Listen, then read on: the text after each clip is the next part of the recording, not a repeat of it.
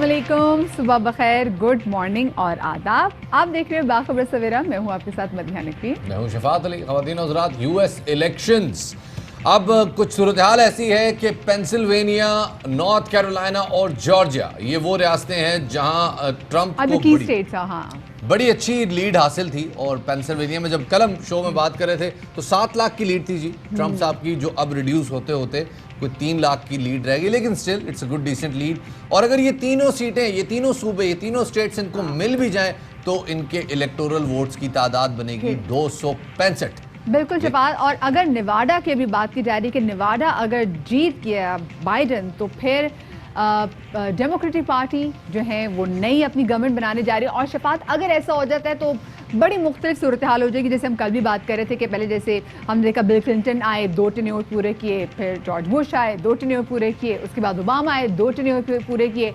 लेकिन जब ट्रंप आए तो सिर्फ और सिर्फ 4 साल, मतलब उन्होंने अपने बाकी आइन, क्योंकि हमेशा से एक्सपेक्ट किया जाता है ना कि नेक्स्ट भी हुकूमत उनकी होगी, लेकिन ये बड़े एक्साइटमेंट वोट्स हो गए। और जो स्विंग स्टेट्स के जो कॉन्सेप्ट को उठा के एकदम ऐसा लगता है ना कि बाहर फेंक दे कि नहीं भाई, पहली बार ऐसा होगा कि कोई शख्स चेंज कर गए, ओहायो और पेंसिल्वेनिया दोनों स्टेट्स ले जाए, नॉर्थ कैरोलिना समेत, और उसके बावजूद इलेक्शन में उसकी पोजीशन कमजोर हो। ये सारी चीजें डिस्कस होंगी। हाँ, और शबाद देखिए, मैं कल से ये बात कर रही थी कि ये एक्सपेक्ट मत किया जाए कि आज ही के दिन जो है वो रिजल्ट अनाउंस हो जाएंगे, क्योंकि it's a very different election. इसमें पोस्टल वोट्स जो हैं वो आ रहे हैं, उनकी अभी तक काउंटिंग जारी है और अब तो मामला सुप्रीम कोर्ट में भी चला गया। ओह यस जनाब, और बिल्कुल सन 2000 वाला सिनेरियो रिपीट हो रहा है जब बुश और अल गोर के दरमियान इलेक्शन हुआ था। बहुत सारी बातें हैं, मजीद उन हवाले से भी बात करेंगे।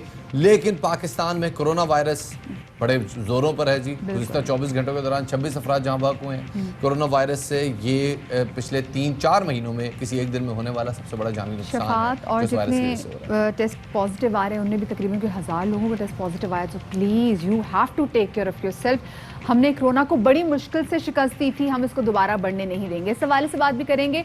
और साथ में बदलते हुए मौसम में आपको पता है ना, बच्चों की आजकल तबीयत जो माएँ में देख रही हैं, just stick to the screen, क्योंकि आपके बच्चों की सेहत के हवाले से बड़ा इंपॉर्टेंट सेगमेंट है। लेकिन पहले नजर आ लेंगे हम टॉप स्टोरीज पे।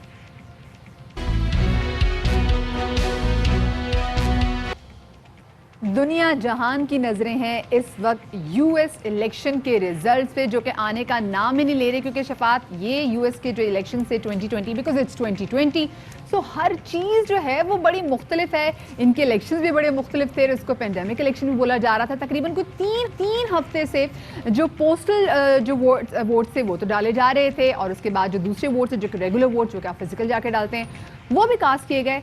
अब मसला शफात ये हुआ है कि जनाब बैलेट्स को कलेक्ट करना है, इलेक्शन कमीशन तक पहुंचाना है, उनकी गिनती करनी है, तो ऑफ कोर्स टाइम तो लगेगा ही। 3 हफ्ते पहले से जी ये प्रोसेस पोस्टल बैलेट्स का शुरू हो चुका है। इनफैक्ट 4 हफ्ते पहले से ये प्रोसेस शुरू हो चुका है। और जो बैलेट्स पहले पहुंच गए थे वो तो जनाब काउंट हो गए हैं, लेकिन जो 3 तारीख को या 2 तारीख को या 1 तारीख को पोस्ट हुए हैं उनके पहुंचने में वक्त लग रहा है। इससे पहले भी शफात जो वोट कास्ट किए गए थे वो अभी तक गिने नहीं गए। जो हम बात कर रहे थे ना, 10 करोड़ लोगों ने वोट दे दिया है। किसको वोट दिया है वो उस पर काम नहीं हुआ। जो लेट आए हैं पोस्टल बैलेट्स वो आ रहे हैं अभी भी, और उनकी भी काउंटिंग जारी है, और इस वजह से कुछ पैराडाइम शिफ्ट हो रहा है। तो इस हवाले से हमने आपके साथ आपके लिए एक रिपोर्ट तैयार की है जो हम आपके साथ शेयर करने वाले हैं।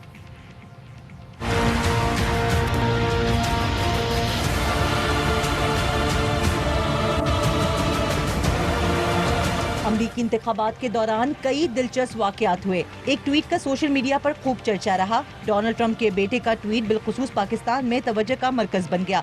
पाकिस्तान के नक्शे में मकबूजा कश्मीर को दिखाया गया।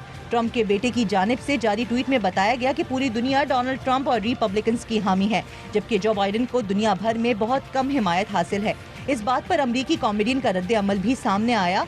जर्मी मैकलिन ने ट्वीट पर रद्द अमल देते हुए डोनाल्ड ट्रंप जूनियर का शुक्रिया अदा किया और लिखा कि मकबूजा कश्मीर को पाकिस्तान का हिस्सा तस्लीम करने पर आपका तहे दिल से शुक्रगुजार हूँ। अमरीकी सदर के ऐलान ने भी लोगों को हैरान किया। इलेक्शन के नताइज से पहले ही ट्रंप ने अपनी जीत का ऐलान कर दिया। इंतखाबी नताइज रोकने को फ्रॉड करार दिया। इस सूरत हाल पर सुप्रीम कोर्ट जाने का इशारा भी दिया।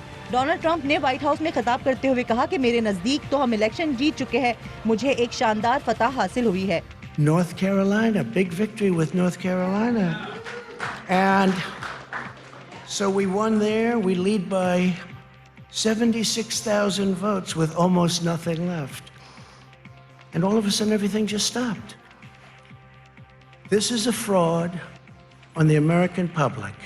This is an embarrassment to our country.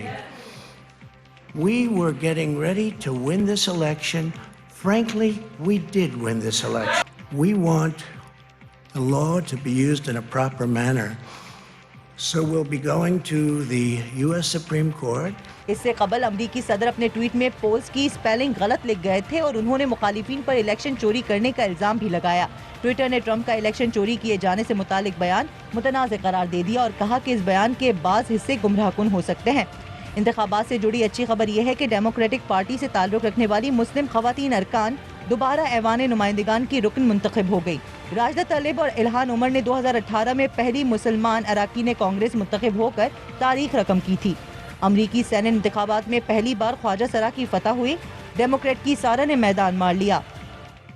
सो अभी करंट सिनेरियो क्या है, करंट सिचुएशन क्या है और साथ में व्हाइट हाउस के बाहर इस वक्त क्या सिचुएशन है, ये जानेंगे। हमारे नुमाइंदे जहांजेब हमारे साथ मौजूद है जिन्होंने तमाम तौर सूरत हाल पर काफ़ी गाढ़ी नज़र रखी हुई है। अस्सलाम वालेकुम जहांजेब, गुड मॉर्निंग तो आपको कह नहीं सकती क्योंकि वॉशिंगटन में इस वक्त रात के 11:15 हो रहे हैं, लेकिन ये बताइएगा सूरत हाल क्या बन रही है और मतलब कल मनाजिर कुछ और थे, आज के मनाजिर कुछ और हैं।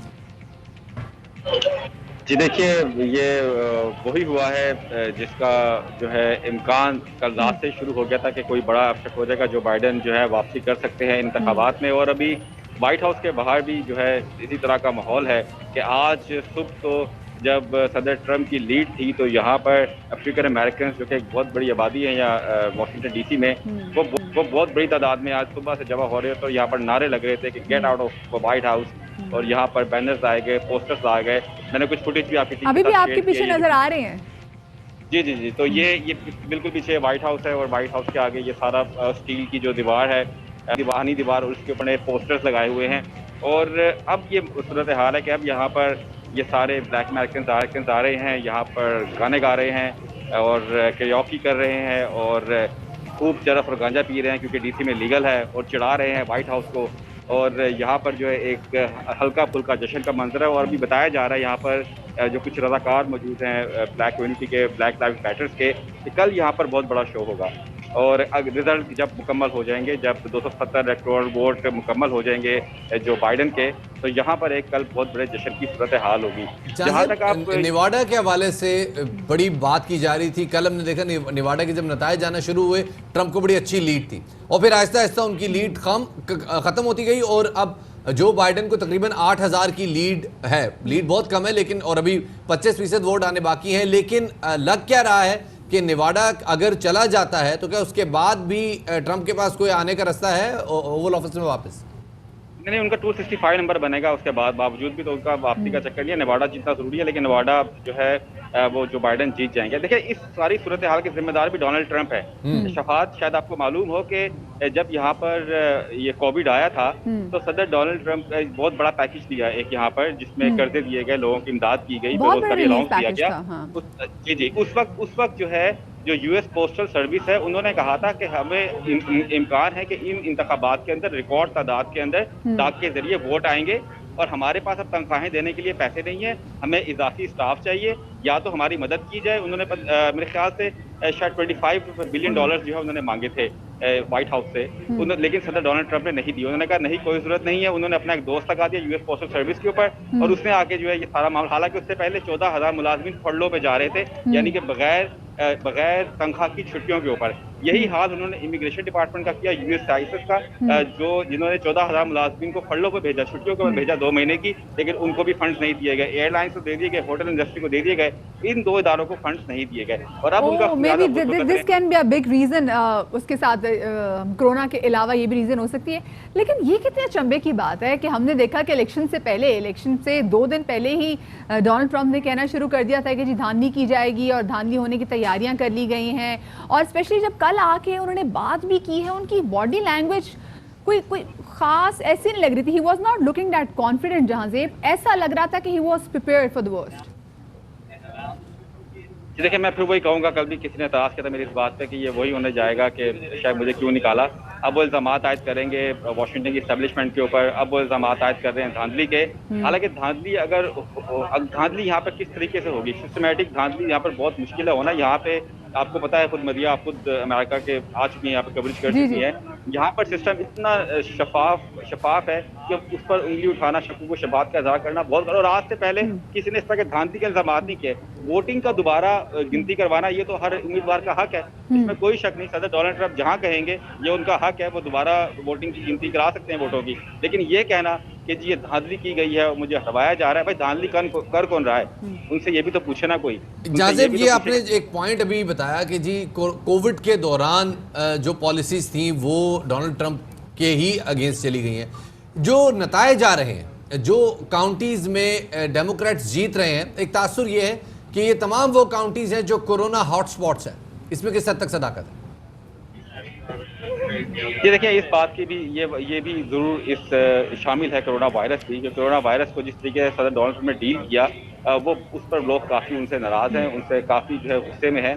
देखिए, कोरोना वायरस सिर्फ अमेरिका के अंदर नहीं आया, कोविड तो पूरे दुनिया भर में आया है, एक नेचुरल डिजास्टर था, और यहाँ पर भी वो उसको अच्छी तरीके से डील कर सकते थे, और शायद उन्होंने डील किया भी। लेकिन जिस तरह की वो जबान इस्तेमाल करते रहे, डॉक्टर फौजी इतना बड़ा यहाँ पर माहिर डॉक्टर है, उसको ये कहते रहे, उसको झुटलाते रहे, और उसने उसके बयानात गलत अंदाज में अपनी कैंपेन के अंदर शामिल करते रहे, उसको अपने मुखालिफ कर लिया। उसको जो कोरोना टास्क फोर्स बनाई गई थी व्हाइट हाउस की, वहां से भी डॉक्टर फौजी को निकाल दिया, और फिर ये कहते रहे कि जी ये आप जो है ये जो प्रोडक्ट्स वगैरह है ये जहाज़ेब, जैसे जैसे स्टेटमेंट्स जो हैं सदर डोनाल्ड ट्रंप माजी में देते रहे हैं, देते भी आए हैं, तो अब उनका खुमियाजा जो है इनको भुगतना पड़ रहा है इन वोट्स की सूरत में।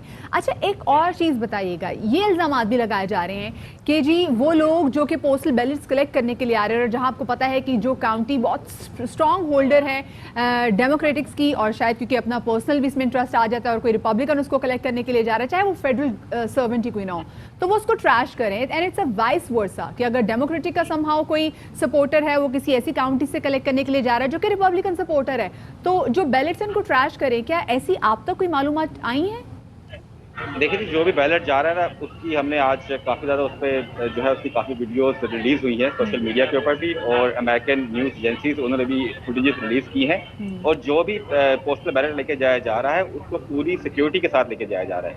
वो सिर्फ ये नहीं होता कि एक बंदा आया, उसने उठाया और वहाँ चला गया, साथ पूरी सिक्योरिटी है, पुलिस है, और जो इलेक्शन का जो सिस्टम है पूरा, उनकी जो अपनी फोर्स है सिक्योरिटी की, वो भी उसके साथ मौजूद है। आप किस तरह ये हरकत करेंगे? हाँ, कुछ इक्का दुक्का वाकया जरूर हो रहे हैं इस तरह के, लेकिन कोई बड़े पैमाने पर इस तरह का वाकया नहीं पेश आया कि इस तरह का कि हमें बहुत ज्यादा कहीं बैलेट पोस्टल बैलेट है वो कहीं जाया होता हुआ दिखाया गया। और गलतियां तो होती हैं, गलतियां तो हर इंतखाबात पे होती हैं, और ये बताया जा रहा था कि 13 लाख वोट जो हैं वो तो शायद फ्लोरिडा की रियासत में रिजेक्ट किए गए हैं गलतियों की बिना के ऊपर, दस्तखत गलत है या लिफाफा सही तरीके से बंद नहीं किया या और कोई गलतियां हैं, तो बड़ी तादाद में वोट तो हर इंतखाब के अंदर जो है वो बिल्कुल। रिजेक्ट किए लेकिन जाते हैं। अभी जहाज़ेब, जो अमरीकी इलेक्शंस की जो रिजल्ट्स की सूरत हाल है, ये बहुत मजे की सिचुएशन है, और हम बड़ा मिस करें कि हमारे पास यहाँ पे पॉपकॉर्न्स होने चाहिए थे, सिर्फ हमारे पास नहीं, आपके पास भी होने चाहिए थे, लेकिन आपके पीछे म्यूजिक है तो आप इंजॉय भी कर सकते हैं। चलिए जहाज़ेब, तमाम तो सूरत हाल पर नजर रखिएगा, इंशाल्लाह will get back to you on this. तो जनाब, आपने देखा क्या सूरत हाल है, और माइंड बॉगलिंग किस्म के जो रिजल्ट्स है वो सामने आ रहे हैं। बड़े बार ना 2000 वाला इलेक्शन रिकॉल हो रहा है, जब मेरे ख्याल में 36 दिन बाद गालबन उसका डिसीजन हुआ था, और सुप्रीम कोर्ट को इंटरवीन करना पड़ा था इन इलेक्शंस में। खैर जनाब, एक ताज़ा खबर शामिल करते हैं कोरोना वायरस के हवाले से। एनसीओसी ने कोरोना वायरस से मुतासर अफराद के ताज़ा आदाद शुमार जारी किए हैं, जिनके मुताबिक मुल्क भर में 24 घंटे के दौरान कोरोना वायरस से 26 अफराद इंतकाल कर गए। मुल्क भर में 24 घंटे के दौरान 1302 यानी कि 1302 कोरोना केसेस रिपोर्ट हुए हैं, और पाकिस्तान में कोरोना वायरस के एक्टिव केसेस की तादाद 15,317 हो गई है। पाकिस्तान में कोरोना से अब तक इंतकाल करने वालों की तादाद 6,893 हुई है।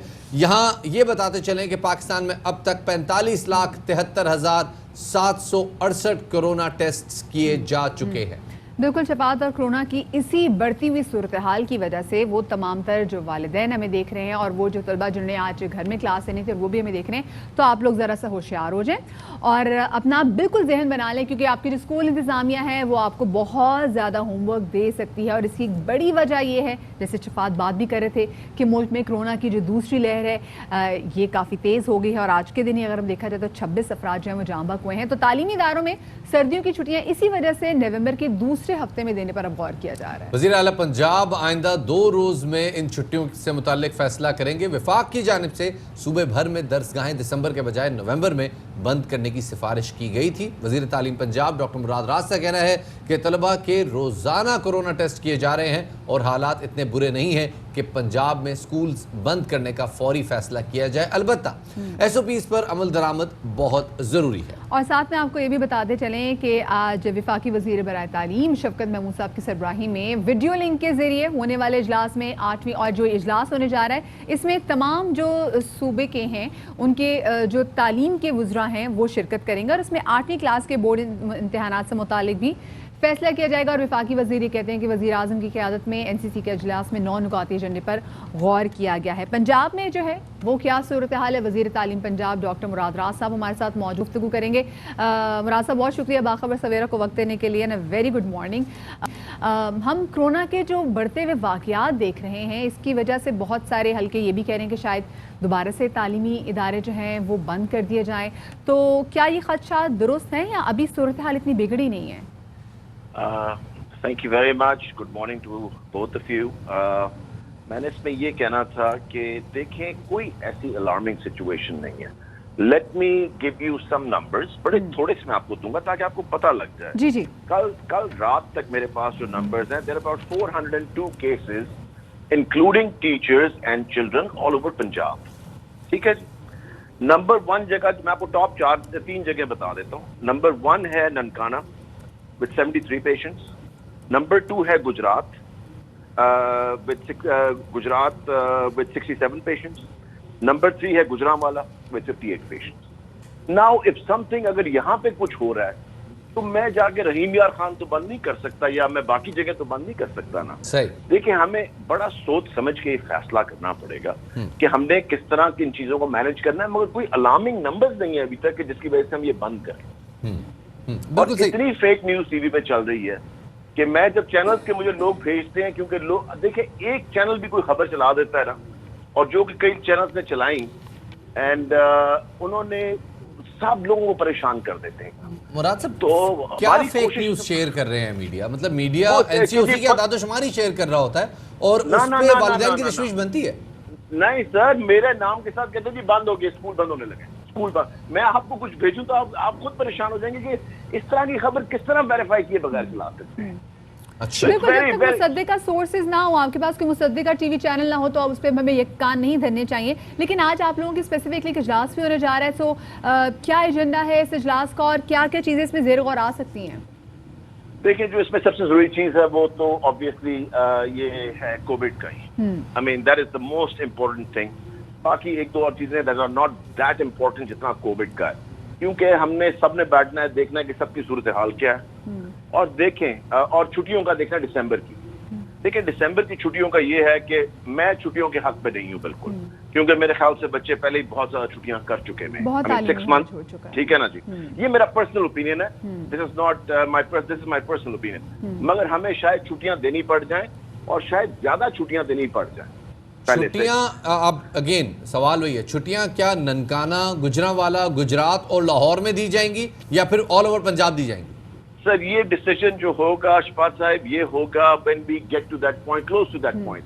अभी हम 1.5 महीना दूर हैं कम से कम छुट्टियों से, क्योंकि ये अराउंड 20 दिसंबर होती है। तो probably first week of December या सेकंड वीक ऑफ दिसंबर में देखेंगे कि क्या सिचुएशन है और फिर ये डिसाइड होगा, क्योंकि जो छुट्टियां होंगी वो तो सबको ही होती हैं। So we'll have to decide कि उस वक्त सिचुएशन क्या है। खुदा ना खास्ता ज्यादा हुई तो फिर तो हमें ऑब्वियसली ज्यादा छुट्टियां देनी पड़ेंगी, और कई दफा प्रिवेंटिव मेजर लेने के लिए भी आप ज्यादा छुट्टियां दे देते हैं। तो ये उस वक्त का फैसला है and will see where we go. चलिए डॉक्टर साहब, ये चीज़ तो डिसाइड की जाएगी कि अभी छुट्टियां देनी है या नहीं देनी, और एग्जैक्टली आगे का लाएमल क्या होगा, खुदा ना खास्ता अगर कोरोना के केसेस बढ़ते हैं। लेकिन पिछले दिनों जो हमने देखा है कि जो ऑनलाइन क्लासेस का समहाउ पाकिस्तान में सिस्टम इतना मजबूत थी, क्योंकि एक नई चीज़ थी और लोगों को फेस करनी पड़ी थी, वालिदैन में काफ़ी मुश्किलात का शिकार थे, और जो स्टूडेंट्स थे वो भी बड़े तजब्जुब का शिकार थे, क्योंकि उनके लिए काफ़ी ज़्यादा तालीमी हर्ज उनके लिए भी हो रहा था। तो क्या इस हवाले से भी बात की जाएगी आगे, जो सिलेबस डिज़ाइन किया जाएगा उसमें? देखिए, मैं आपको ये बता दूं, जो स्कूल एजुकेशन डिपार्टमेंट है, जो हमारा डिपार्टमेंट है, हमने तो सिलेबस को पहले ही शॉर्टन कर दिया हुआ है, कंसाइज करके पहुंचा दिया हुआ है, और वही पढ़ाया जा रहा है, क्योंकि हमें पता है the children are not going to get enough time this year, तो वो हमने पहले ही कर दिया हुआ है। तो उस पे तो सिर्फ अब ये है कि क्योंकि बोर्ड के एग्जाम्स आगे आने हैं, सब चीजें आनी है, तो हमने सब कुछ पहले ही कंसाइज कर दिया हुआ है।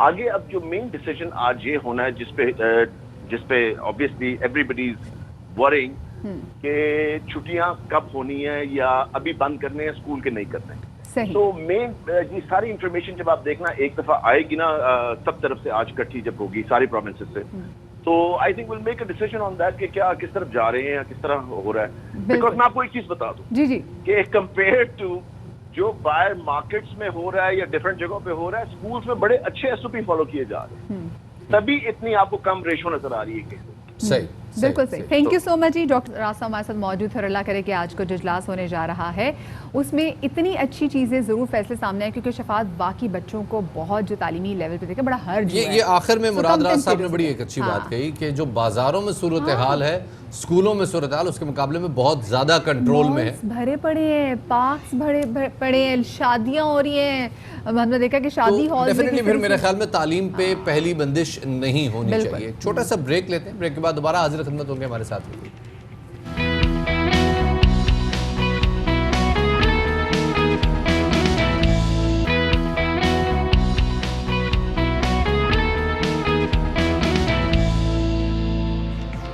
ब्रेक के बाद खुशामदीद कहते हैं जनाब आपको बाखबर सवेरा में। मेरे एक रिश्तेदार है, वो उनकी एक दफ़ा पुरानी कॉपी हमें मिली, हमने कहा बड़े वो लाइक फाइक हैं, मैं नाम नहीं लेता उनको पर शर्मिंदा ना होते। उन्होंने लिखा हुआ था पाकिस्तान में अलीकड़क बनाने के कारखाने, बाद में पता चला वो इलेक्ट्रिक को अलीकड़क लिख रहे थे। तो पाकिस्तान में जनाब अब अलीकड़क कारें यानी कि इलेक्ट्रिक कारें आ रही हैं, और इस हवाले से एक बड़ी ज़बरदस्त बात भी हो रही है कि जी इलेक्ट्रिक कारों को जो है ना अगले 1 महीने के अंदर अंदर जो है कराची हम देखेंगे वो पाकिस्तान की सड़कों पे। ये तो शफात आपने बहुत ही प्यारी बात बता दी। लेकिन जैसे हर चीज़ जो अच्छा कानून आता है जो इसको लागू किया जाता है उसका इतलाक होता है इस्लामाबाद में, तो एग्जैक्टली जो इलेक्ट्रिक कार्स है ना जिनको आप अलीकड़क कह रहे हैं, ये इलेक्ट्रिक कार्स हमें इस्लामाबाद की सड़कों पर नजर आएंगी। और आपको वैसे मालूम ही है कि हमारी ऑलरेडी यहाँ पे जो ट्रांसपोर्ट का सिस्टम है वो कैसे, स्पेसिफिकली अगर हम कराची की बात करें तो ब्लूमबर्ग की हालिया रिपोर्ट ने कराची पब्लिक ट्रांसपोर्ट को दुनिया में सबसे बदतरीन निज़ाम करार दिया। और इस रिपोर्ट के मुताबिक कराची की उधड़ी हुई सड़कों पर चलती हुई बरसों पुरानी बसें जिनमें भेड़ बकरियों की तरह लोग भरे जाते हैं। शफात ने एक पैकेज भी दिखाया था और आपने देखा भी था, और वैसे भी हम अपनी सड़कों में रोज़ देखते ही हैं। हद ये कि बसों की छत को भी मुसाफिरों के बैठने और सवारी के लिए इस्तेमाल किया जाता है। और ऐसी तमाम तर सूरत हाल में अगर हम ट्रांसपोर्टेशन के हवाले से कोई बेहतर चीज़ होते हुए देखते हैं तो बड़ी ठंडी और ताज़ा हवा का झोंका हमारे लिए। मदिया, ये जो इलेक्ट्रिक कार्स हैं, एक तो ये कि इनमें बिजली की खपत का जो निज़ाम है वो बड़ा जो है ना स्मार्ट होता है। बिल्कुल। दूसरा, इससे पेट्रोल और साउंड जो कि 2 बहुत बड़े मसले हैं। सारी दुनिया में हाइब्रिड बसें चल रही हैं तो वो किसी वजह से चल रही है ना जी। अच्छा, अब आपने देखा मोटरवे पे भी स्पेशली क्योंकि हाइब्रिड बसेस चल रही हैं, इलेक्ट्रिक कार्स जो चल रही हैं, तो चार्जिंग का मोस्टली जब हम बाहर ट्रैवल करते हैं और हम जब किसी होटल में जाके रुकते भी हैं तो आपने देखा होगा अक्सर वहाँ पे गाड़ियाँ किसी तार के साथ लगी होती है, तो आप कहते हैं ये क्या हो रहा है। तो जो चार्जिंग का सिस्टम है वो भी समहाउ मुताबिक मोटरवे पे करवा दिया जाएगा। जी जनाब, और ये सारी बातों से होगा ये, इस पॉलिसी से जब आप इसको सपोर्ट करेंगे कि जो सारी दुनिया में जो इलेक्ट्रिक कारों के मैन्युफैक्चरर्स हैं उनके लिए पाकिस्तान एक अट्रैक्टिव मुल्क बन रहा है कि यहाँ वो आके अपनी मैन्युफैक्चरिंग कर सकें। हाँ बिल्कुल, पाकिस्तान में जी इलेक्ट्रिक बसों की भी मैन्युफैक्चरिंग होगी। इस्लामाबाद, लाहौर और कराची में जल्द ही पब्लिक ट्रांसपोर्ट को इलेक्ट्रिक टेक्नोलॉजी मुंतकिल किया जाएगा। और इसके अलावा अगले 6 माह में हम देखेंगे कि जैसे मैं भी बात भी करी थी कि मोटरवेज में इलेक्ट्रिक गाड़ियों की चार्जिंग की सहूलत भी जो है वो मौजूद होगी। और इसी वाले से बात करने के लिए हमारे साथ मौजूद है पाक व्हील्स के चेयरमैन सुनील सरफराज साहब, उनको शामिल गुफ्तगू करेंगे। सरफराज साहब बहुत शुक्रिया बाखबर सवेरा को आपने वक्त दिया। सबसे पहले तो ये बताइएगा कि जो इलेक्ट्रिक गाड़ियों की दरामद पाकिस्तान में की जा रही है ये कितना अहम कदम था, इसकी कितनी ज़्यादा ज़रूरत थी, और जो आम आदमी, अगर हम आम आदमी की बात करें उसको कितना फ़ायदा होगा इससे? दो किस्म की गाड़ियाँ, एक कमर्शियल व्हीकल्स हैं और एक डोमेस्टिक व्हीकल्स हैं। और जो इलेक्ट्रिक पॉलिसी गवर्नमेंट लेके आई है उसमें जो पहला फेज़ है उसमें 2 व्हीलर और 3 व्हीलर जो है जिनको कमर्शियल व्हीकल आप कहते हैं उनको वो कह रहे हैं कि इलेक्ट्रिक पे करना है, और लॉन्ग टर्म में जो है आपकी 4 व्हील या डोमेस्टिक व्हीकल में वो आएंगी। बट अनफॉर्चुनेटली अगर अभी हम देखें तो पाकिस्तान में खाली एक लग्जरी सेगमेंट है जिसके अंदर इलेक्ट्रिक गाड़ियाँ आ रही हैं, क्योंकि इनिशियली जब भी कोई टेक्नोलॉजी आती है वो महंगी होती है। और अगर अभी हम देखें तो 400 के करीब एक फ़ॉरेन ब्रांड है जिसकी पाकिस्तान के अंदर इलेक्ट्रिक गाड़ियाँ आ रही हैं जिसकी तकरीबन मालियत 2.25 करोड़ पे है। सो मेरा ख्याल है अभी आम आदमी के पहुंच से काफ़ी दूर है इलेक्ट्रिक गाड़ी, और विद टाइम जब वो टेक्नोलॉजी सस्ती होगी तब वो आम आदमी तक। लेकिन सुनील, मामला ये है, ये इलेक्ट्रिक गाड़ियां अब जो गवर्नमेंट पॉलिसीज दे रही है, फवाद चौधरी इस हवाले से काफ़ी अरसे से काम भी कर रहे हैं, तो अब लग ऐसे रहा है कि मैन्युफैक्चरिंग होगी पाकिस्तान में, मैन्युफैक्चरिंग प्लांट्स लगेंगे। ज़रा इस हवाले से बताइएगा क्या पोटेंशियल देख रहे हैं? सेक्टर के पोटेंशियल की अगर बात करें तो ग्लोबली तो देखिए इलेक्ट्रिक गाड़ियाँ फ्यूचर हैं, बट पाकिस्तान में मैं थोड़ा इसके बारे में इतना ऑप्टिमिस्टिक नहीं होता, बिकॉज अगर हम गवर्नमेंट के फिगर देखें, इलेक्ट्रिक पॉलिसी को देखें तो बहुत ज़्यादा एग्रेसिवली वो फॉलो कर रहे हैं। बट मेरा कहना ये है कि पाकिस्तान की अगर टोटल मार्केट अगर 100 है गाड़ियों की, तो 30% से ज़्यादा इलेक्ट्रिक गाड़ियों की मार्केट नहीं होगी, बिकॉज जो लोग छोटे शहरों में या गाँव या देहात में रहते हैं जो कि 70% ऑफ आवर पॉपुलेशन है, उन तक ये गाड़ियाँ ना पहुँचेंगी, बिकॉज वहाँ तो दिन में 1 घंटे के लिए बिजली आती है, तो आप उस गाड़ी को चार्ज कैसे करेंगे। बाकी बड़े शहरों में येस, बट बड़े शहरों में भी तमाम लोग इस पर शिफ्ट नहीं करेंगे, एक सर्टेन परसेंटेज है। तो अगर आप टोटल पॉपुलेशन का लगाएं तो मेरा ख्याल है 10 से 15% ऐसे लोग होंगे जो कि गैसोलीन गाड़ी को छोड़ के इलेक्ट्रॉनिक गाड़ियों के इलेक्ट्रिक गाड़ियों के ऊपर शिफ्ट करेंगे in short term. Long term में ये फिगर जो है 20 से 25%। लेकिन अगर हम जरा बड़े शहरों की बात करें, कराची, लाहौर, चले वहाँ पे अफोर्डेबिलिटी का मसला भी है ना, ये गाड़ियों की बहुत ज़्यादा सस्ती भी नहीं होंगी, स्पेसिफिकली अगर हम इसको इम्पोर्ट करेंगे। मैन्युफैक्चरिंग जब शुरू होगी तब शायद थोड़ी बहुत इनकी प्राइस कंट्रोल में हो। लेकिन ये जो बड़े शहर हैं, हम कराची, लाहौर की बात करें, यहाँ पर जो आबो हवा जिस कदर मुतासर है धुएं की वजह से, उसमें थोड़ी बहुत बेहतरी आपको लगता है क्या आएगी? देखिए अगेन पॉइंट ये कि गाड़ियाँ इलेक्ट्रिक हो या गैसोलीन हो, जब तक उनकी क्वांटिटी नहीं होगी, पब्लिक ट्रांसपोर्ट नहीं होगी, तो लोगों के लिए मसाइल रहेंगे। प्रेडोमिनेटली पाकिस्तान में इशू रहा है कि पब्लिक ट्रांसपोर्ट जो सेक्टर है वो इग्नोर रहा है, और ये प्राइवेट सेक्टर जो है वो उसने इस गैप को फिल किया है। बेशक वो आप कराची में देख लें जो आपकी बसेस चलती हैं, या लाहौर में देख लें, या किसी भी बड़े शहर में मेट्रोपॉलिटन में देख लें, बारिंग अ फ्यू जहाँ पे मेट्रोज बनी हैं। सो गवर्नमेंट सेक्टर के अंदर जो पब्लिक ट्रांसपोर्ट है उसमें बहुत बड़ा गैप है, वो इलेक्ट्रिक नॉन इलेक्ट्रिक दोनों चीज़ों में है। अब इलेक्ट्रिक में मुझे ये चीज़ नज़र आती है पाकिस्तान में, खासतौर पर गवर्नमेंट कह रही है कि हमने कमर्शियल गाड़ियों को सबसे पहले इलेक्ट्रिक लाना है, तो ये चीज़ देखनी पड़ेगी। दुनिया भर में जो है ये गो ग्रीन का एक जो है ना स्लोगन, उसकी वजह से आप इलेक्ट्रिक गाड़ियों पर जा रहे हैं। पाकिस्तान में ये नारा मुझे फ्लॉड लगता है, बिकॉज आपने जिन गाड़ियों को अगर चार्ज करना है तो इलेक्ट्रिसिटी सप्लाई नहीं है। अगर आप लेट्स से बात करते हैं कि आप लाहौर या कराची की पूरी जो कमर्शियल बसेज हैं उनको आप इलेक्ट्रिक पे ले जाते हैं, तो आप एज्यूम करें कोई एक दिन ऐसा हो कि अगले दिन पूरे कराची या पूरे लाहौर में पूरी रात अगर बिजली नहीं आई तो वो गाड़ियाँ कैसे चलेंगी? सुनील, मुझे लगता है आप ना मतलब आप थोड़ा अंडर कर रहे हैं पाकिस्तान की कौम का जो जुगाड़ का पोटेंशियल है, आप उसको बिल्कुल अंडर एस्टिमेट कर रहे हैं। मैं आपको बताऊं मदिया, आखिर में जिस दिन पाकिस्तान में गाड़ियां इंपोर्ट होनी शुरू हुई, चार्जिंग स्टेशन हुए ना हुए, लोगों ने अपने घर के जनरेटरों में 4 लीटर पेट्रोल डाल के अपनी गाड़ी चार्ज करनी है, 300 किलोमीटर चलानी है। ये एक नेक्स्ट लेवल चीज है। इसको कहते हैं विजन। विजन जो है हमारी कौम का। ये जुगाड़ का पोटेंशियल अल्हम्दुलिल्लाह इस कौम में जो है वो किसी और के पास है। हमारे पास टोटकों की कभी कमी नहीं होती, चाहे वो इलेक्ट्रिक टोटके हो या फिर वो देसी टोटके हो, सब कुछ हो सकता है। बिल्कुल सही बात यार, कार में इतना बड़ा वो सीएनजी सिलेंडर आ जाता है 10 मन का, तो वो मतलब इतना छोटा जनरेटर क्या चीज है। एनीवे थैंक यू, बहुत बहुत शुक्रिया जी। सुनील मंच हमारे साथ मौजूद है। Don't underestimate the power of a common man वाली बात हो जाएगी। Yes, don't underestimate the power of जुगाड़। बट एनीवे जी, बहुत बहुत शुक्रिया, और बहुत बहुत हमें आपने बड़ी सेर हासिल गुफ्तगू हुई, अच्छी बात है। बट उम्मीद करते हैं कि इलेक्ट्रिक कार्स और इलेक्ट्रिक पब्लिक ट्रांसपोर्ट जल्द से जल्द सड़कों पे आए, और आवाम का कम से कम ये मसला भी तो खत्म हो कि आप जैसे वो एक बस पे झूल रहे होते हैं जो वो खड़खड़ खड़खड़ चलती हुई जा रही होती है, और अगर सीएनजी बस में डली हुई हो तो उसके बाद तो सीएनजी की बस जब पिक होती है तो ऐसा लगता है कोई बंदा गरारे कर रहा है। और कई दफा मुझे ऐसा लगा है कि कोई शख्स मेरे बगल में बैठा हुआ गरारे कर रहा है। उसकी सिक्योरिटी भी, कार के अंदर भी सिक्योरिटी इतनी बेहतर होनी चाहिए, ऐसा ना हो कि बसों को, कारों को आग लग जाए।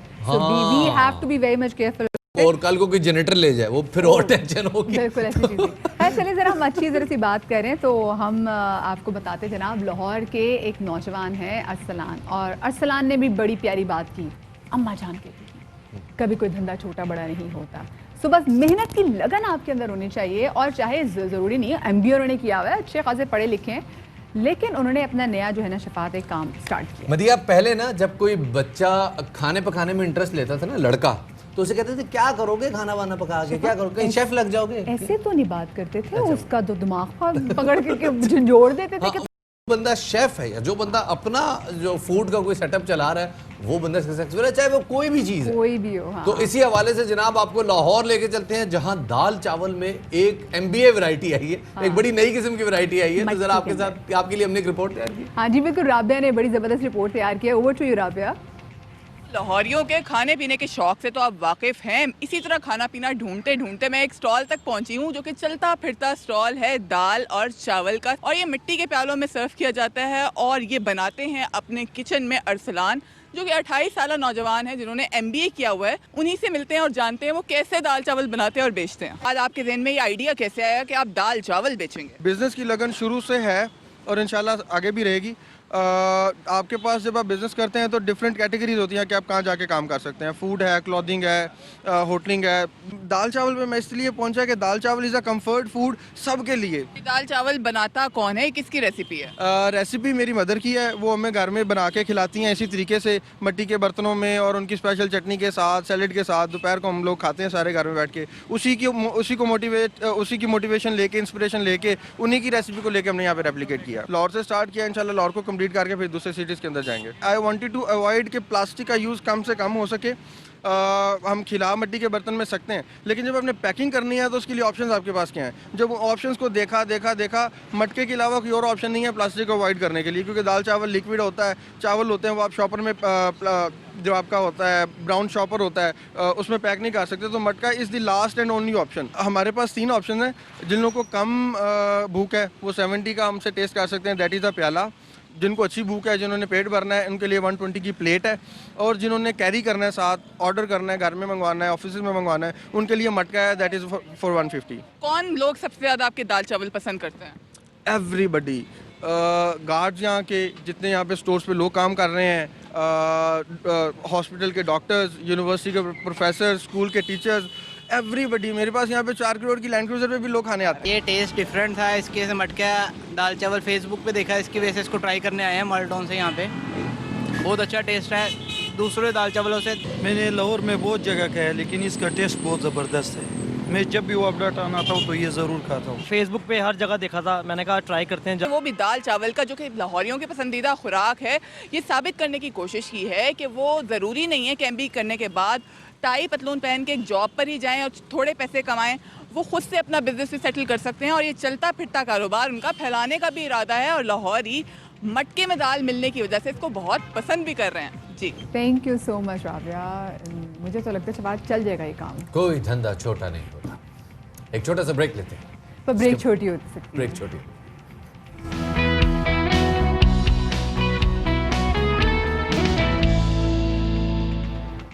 ब्रेक के बाद खुशामदीद कहते हैं जी आपको बाखबर सवेरा में। और पता नहीं क्या हुआ, मतलब मेरे ख्याल में शायद भारतीय नाजरीन को शायद भारतीय मीडिया की आज़ादी पसंद नहीं आई और मुंबई पुलिस को पसंद नहीं आई। उन्होंने दुनिया के सबसे मुहज्जब एंकर, अल्लाह मुझे माफ़ करे, अर्नब गोस्वामी को, इस बात पे तो नहीं करेगा। अल्लाह मुझे माफ़ करे, अर्नब गोस्वामी को जनाब उनके घर से निहायत इज्जत के साथ अरेस्ट कर लिया और वो उनकी जितनी टॉक शो वाली फनकारियां थी वो उसमें काम नहीं आई और घसीट के ले जाएगी। आप देखिए इनको somehow they knew it। भाई देखिए असल मसला ये कि एक इंटीरियर डिज़ाइनर जो है उन्होंने इनको इतना उकसाया था that he committed suicide। और उसके इल्ज़ाम में, क्योंकि आपको पता है कि अर्नब गोस्वामी को अगर आम बंदा सुने तो उसके कानों में से खून निकल के आना शुरू हो जाता है, और एक ऐसा बंदा जो कि somehow डिप्रेस हो और फिर ये आदमी स्टेट चैनल पे बैठ के उसको कोई ऐसी बात करे, कैसे बंदे को मतलब जिस शख्स ने खुदकुशी की है उस शख्स के 5 करोड़ के वाजिबात थे जो लोगों ने उसके देने थे, जिसमें अर्नब गोस्वामी ने 83 लाख रुपए देने थे और बाकी 2 मजीद लोगों, और उसने अपने सुसाइड नोट में लिखा था कि मैं इन 3 लोगों की वजह से सुसाइड कर रहा हूं। हवाले से अर्नब ने कितने लोगों के पैसे, मतलब अर्नब अगर लोगों को सिखाएगा कि एग्जैक्टली एथिक्स क्या होते हैं, लेकिन स्पेसिफिकली ये जो वाकया सर हुआ है वो तो बहुत अफसोसनाक था। लेकिन जो उनके घर में घुस के उनको पकड़ने वाली एपिसोड थी शफात, मैं तो फिट्स में थी, लाफ्टर फिट्स में। एक रिपोर्ट तैयार की आपके साथ शेयर करते हैं। शफात मतलब जिस स्टूडियो में बैठ के इतना भाषण देते हैं, उस स्टूडियो के पैसे, मतलब इतना तो अर्नब कर सकते थे। और शफात आपने प्रैक्टिस देखी है, पुलिस से बात नहीं कर रहे, जहां बेगम का कैमरा आता है तो कैमरे में ही बात कर रहे हैं। आप डेडिकेशन बॉय की चेक करें शफात, बहुत आला। मैं कह रहा हूँ मुहज्जब तरीन एंकर, अल्लाह मुझे माफ करे। कि मेरी आंखों में आंसू आ गए इनकी बेबसी देख, मतलब हंस हंस के, क्योंकि जो सिचुएशन थी, जिस तरह से उनको इज्जत में बस चिमटे से पकड़ने की देर थी और उनको कुर्सी पे बिठाया बाहर।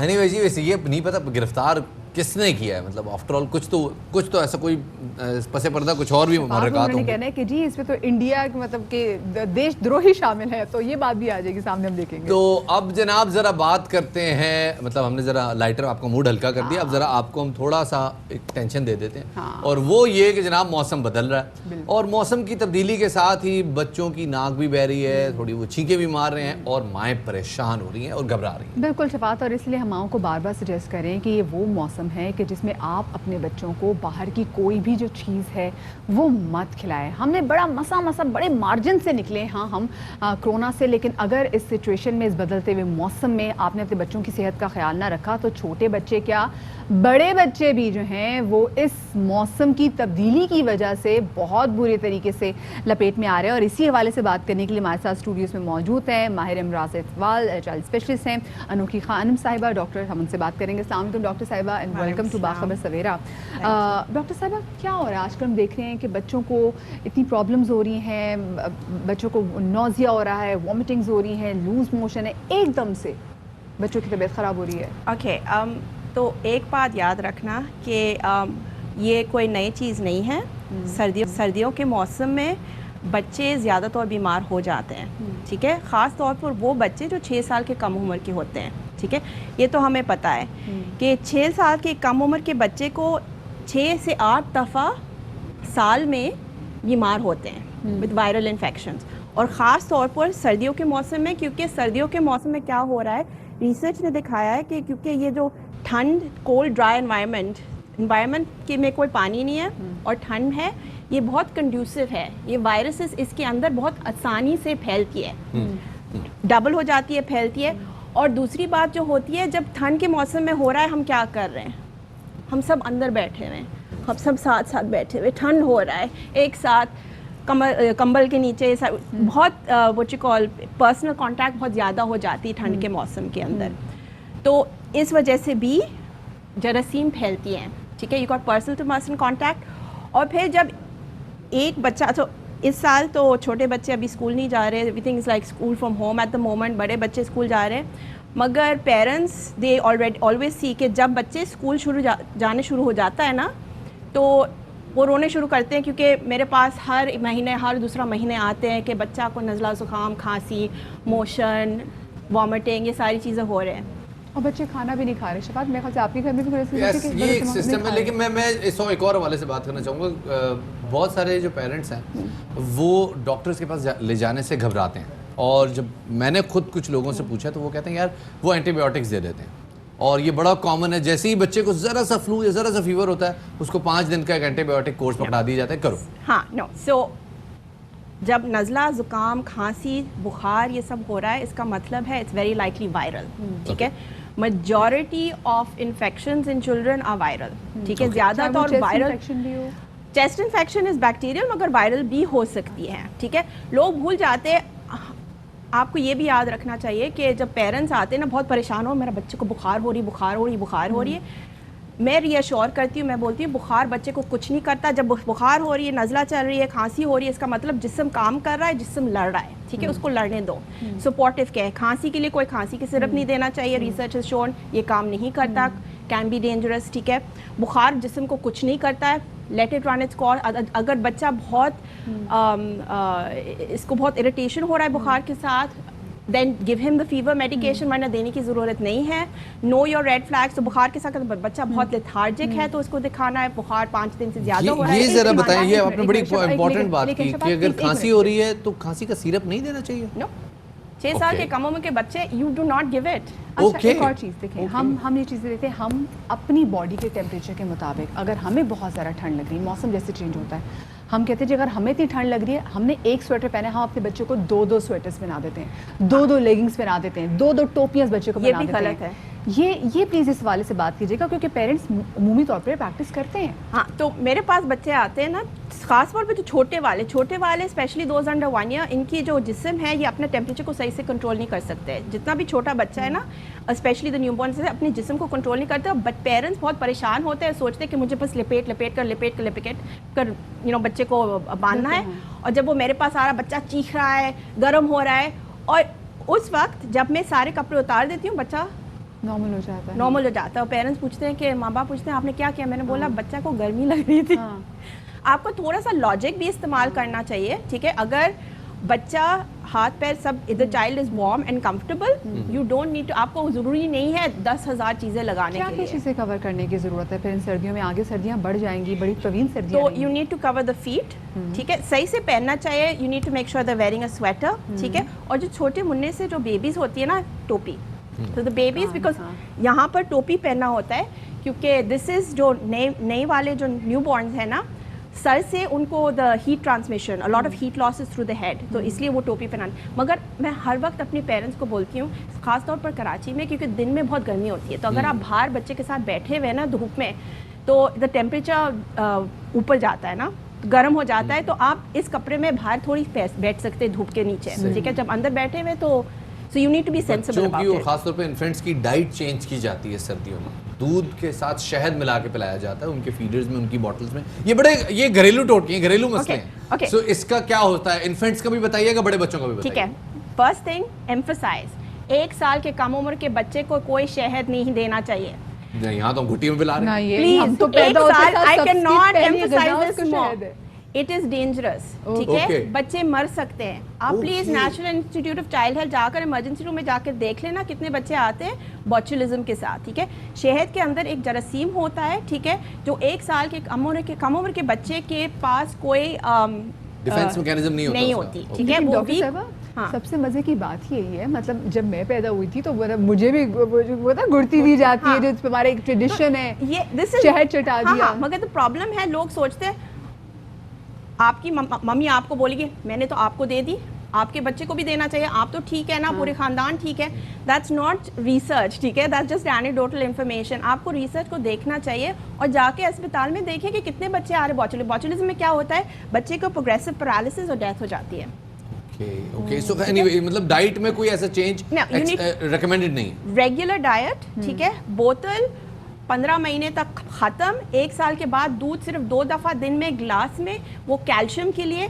शहद, हाँ, आप ये कह रही हैं कि जब बच्चा 15 महीने का हो जाता है, तो उसके बाद बच्चे को भी दूध कितना पिलाना चाहिए? तो 12 महीने के बाद सिर्फ 2 ग्लासेस, वो सिर्फ कैल्शियम के लिए। उसके बाद उसके अलावा सारी न्यूट्रिशन खाना से आ रहा है। तो एक तो मतलब बच्चे तो एक रात में 2-4 फीडर खड़का जाते हैं। नहीं, it needs to be done by then. वही तो मिस्टेक हो रही है। फिर ये बच्चे जो 6, 7, 8 बोतल्स पी रहे हैं ना, आयरन डिफिशिएंट हो जाती है, सीवियर एनीमिया होती है। मेरे पास भी पेशेंट्स आ रहे हैं जो 2-3 साल के होते हैं, अभी तक बोतल में पी रहे, सीवियर एनीमिया। और पेरेंट्स को समझ में नहीं आ रहा, उन्होंने बोला हमने इतनी दूध दे रहे हैं। मैंने बोला मगर खाना आप तो नहीं दे रही है ना, 1 साल के बाद खाना देना चाहिए। दूध सिर्फ कैल्शियम के लिए होती है। शहद जो होती है ना, 1 साल के बाद दे सकते हैं, हम शाम को देते हैं जब बच्चे को खांसी होती है, ठीक है। रिसर्च ने दिखाया है, सो दिस इज ट्रू, हम खांसी के सिर्फ नहीं देते। This is based on research, this is recommendation by the American academy paediatrics also and in the UK.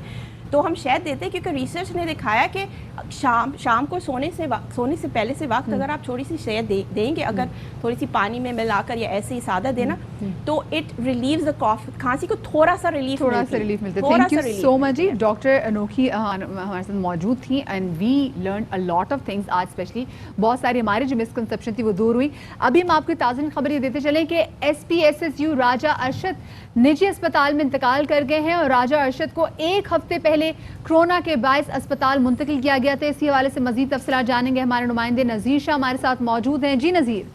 बिल्कुल, देखिए SPSSU राजा अरशद है जो निजी अस्पताल में अब से कुछ देर कबल इंतकाल कर गए हैं। हमारी SSU ज़राए से बात हुई है जिनका कहना है कि राजा अरशद को 1 हफ्ते कबल कोरोना के बाद से अस्पताल मुंतकिल किया गया था, जहां वो तवील हालात के बाद आज सुबह इंतकाल कर गए। और SSU ज़राए का ये भी कहना है कि कुछ देर बाद ही उनकी तदफीन के हवाले से बताया जाएगा कि उनका नमाज जनाजा SSU हेडक्वार्टर में होगा और तदफीन कहाँ की जाएगी, इस हवाले से मुताला किया जाएगा। जी बहुत बहुत शुक्रिया नज़ीर शाह इस हवाले से तफसीलात फराहम करने का। यहाँ वक्त हो गया एक छोटे से ब्रेक का, छोटे से ब्रेक लेते हैं, उसके बाद दोबारा हाजिर खिदमत होगी। हमारे साथ रहिएगा।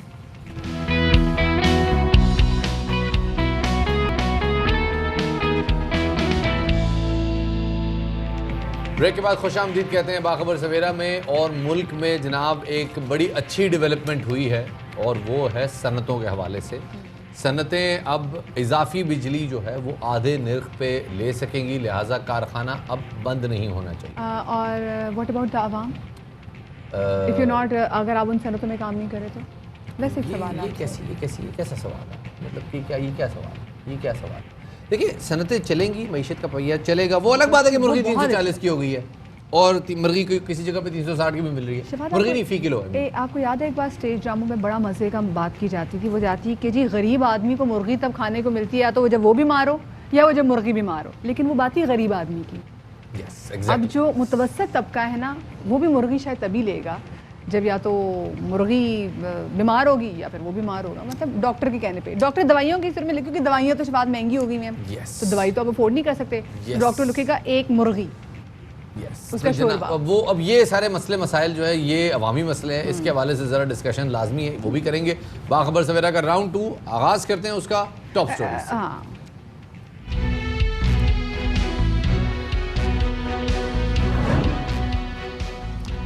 छोटी सनतों के लिए बड़ा पैकेज, इजाफी बिजली आधी कीमत पर मुयसर होगी, कारखानों को बिजली 25% कम रेट पर मिलेगी, कोरोना की वजह से कारोबार, स्कूल्स और सनतें बंद नहीं होंगी, वजीर आजम का ऐलान, कोरोना SOPs पर सख्त अमल दरामद। तो जनाब, सबसे पहले बात करेंगे कि पहले मुर्गी आई या अंडा।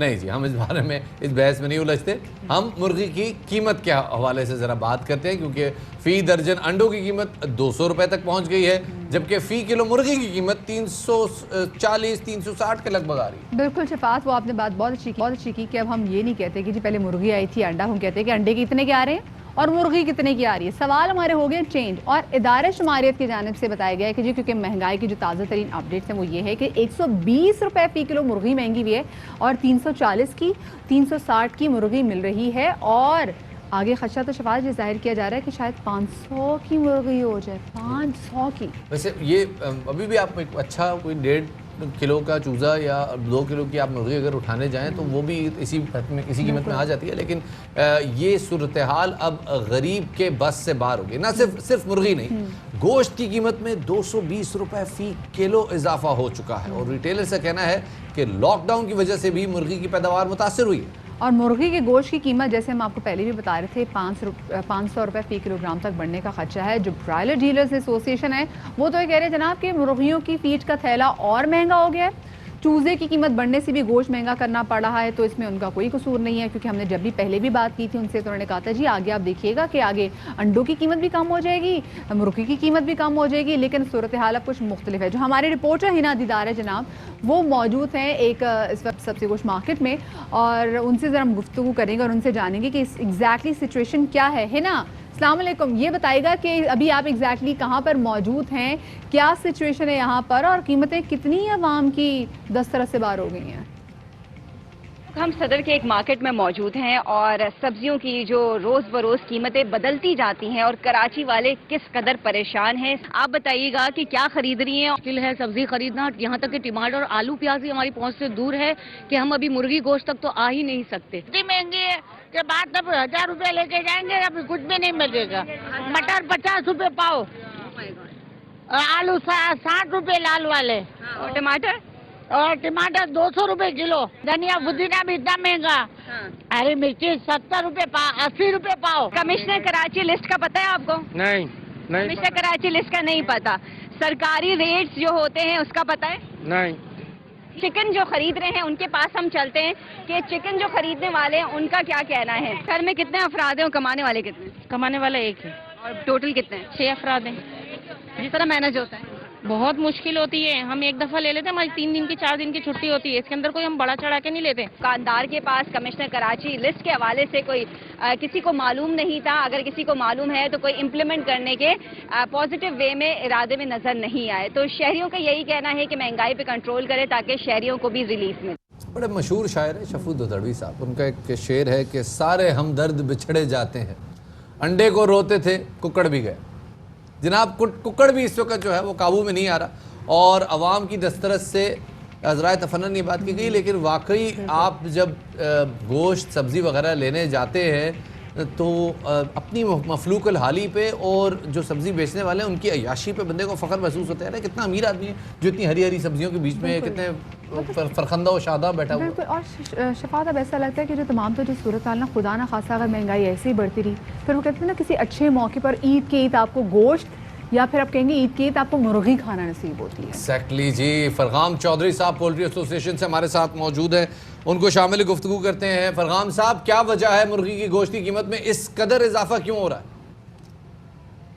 पोल्ट्री में जब प्रोडक्शन ज़्यादा होती है तो उसके रेट्स कम हो जाते हैं, और जब प्रोडक्शन कम होती है थोड़े से रेट्स अबव चले जाते हैं, थोड़े से रेट्स बेहतर होते हैं, और फार्मर को थोड़ी सी ऑक्सीजन मिलती है, जिस वजह से वो अपना अगला फ्लॉक जो है ना वो काबुल हो जाता है। ये एग्जैक्टली सेम जो है फरगान साहब, हम जो एक्सक्यूजेज हैं पहले भी सुन रहे थे। चल, लेकिन ये बता दें, आवाम देख रही है, सुन रही है, आइंदा चंद रोज़ में इसके रेट्स नीचे आने का कोई इम्कान है? जब फार्मर के पास थोड़ी सी सकत होगी, थोड़े से फंड्स आएंगे, तो ईद तक इंशाल्लाह ताला जो शेड्स बंद है वो भी ऑपरेशनल हो जाएंगे, और फिर आहिस्ता आहिस्ता कीमतें नॉर्मल हो जाएंगी। लेकिन जिस तरह आज से 1.5 साल पहले जो फीड थी वो 21-22 रुपए का 50 kg का बैग था, अब वो 3,000 है। बहुत शुक्रिया जी। फरगाम साहब हमारे साथ मौजूद थे। और को बजाय अभी शेड्स अगर मज़ीद खुलते हैं तो अच्छी बात है कि मुर्गी की सप्लाई बेहतर हो जाएगी, जिसके बाद चिकन की कीमत नीचे आने का इम्कान है, लेकिन इसमें वक्त लगेगा। सर्दियां आ गई हैं, वैसे भी सर्दियों की कीमत में ज़रा मुर्गी की कीमत थोड़ी सी आउट हो जाती है। शफात, और ये हम पिछले 2-3 महीनों से जब इनसे बुला के यही बात करें तो हमें यही सुनने को मिलता है जी आगे चीज़ें बेहतर हो जाएंगी। बस 2 हफ्ते, बस 3 हफ्ते, बस अगले हफ्ते। जैसे हम जनवरी से सुन रहे हैं, चीनी की कीमत के वाले से, आटे की कीमत के वाले से कुछ भी कम नहीं हो रहा। नोटिस हो गया, इस पे ये हो गया, इस पे फलाना आ गया, इस पे ऐसा, लेकिन फिलहाल अवाम को रिलीफ नहीं मिल रहा, और ये डेफिनेटली हुकूमती हलकों में भी परेशानी की बात है। हम आए रोज़ सुनते रहते हैं वज़ीर आज़म इस हवाले से नोटिस ले रहे हैं, लेकिन अभी तक अवाम को इस हवाले से कोई रिलीफ नहीं मिल पाया। लेकिन एक इकदाम हुआ है जो कि कम से कम मईशत का पहिया चलाने में बड़ा अहम हो सकता है, और वो है जनाब कारखानों के हवाले से एक बड़ा अहम इकदाम, जिसके मुताबिक अब सनतें जब चलाई जाएंगी डेफिनेटली बरामदात बढ़ेंगी, रुपए की कदर मजबूत होगी। अब बिजली के हवाले से सनतों को एक रिलीफ दिया गया है, जिसमें जो इजाफी बिजली यूज़ करते हैं कारखाने, उसके रेट्स अब निस्फ कर दिए गए। और शफात, कहा जा रहा है कि इससे महंगाई की शरह भी कम होगी। महंगाई की शरह कम होगी, जब सनतें खुलेंगी, उनका पहिया चलेगा तो रोज़गार भी बढ़ेगा। और वज़ीर आज़म इमरान खान ने छोटी सनतों के लिए बड़े पैकेज का भी ऐलान किया है, जिसके तहत जो छोटी सनतें हैं, जैसे शफात अभी बात कर रहे थे, उनको इजाफी बिजली पर जो 50% कम रेट देंगे। हमने एक रिपोर्ट तैयार की, इस हवाले से आपके साथ शेयर करते हैं। तो जनाब इस हवाले से बात करने के लिए हमारे साथ मौजूद हैं साबिक सदर KCCI अंजुम निसार साहब, उन्हें शामिल गुफ्तगू करते हैं। निसार साहब, बहुत शुक्रिया वक्त देने के लिए।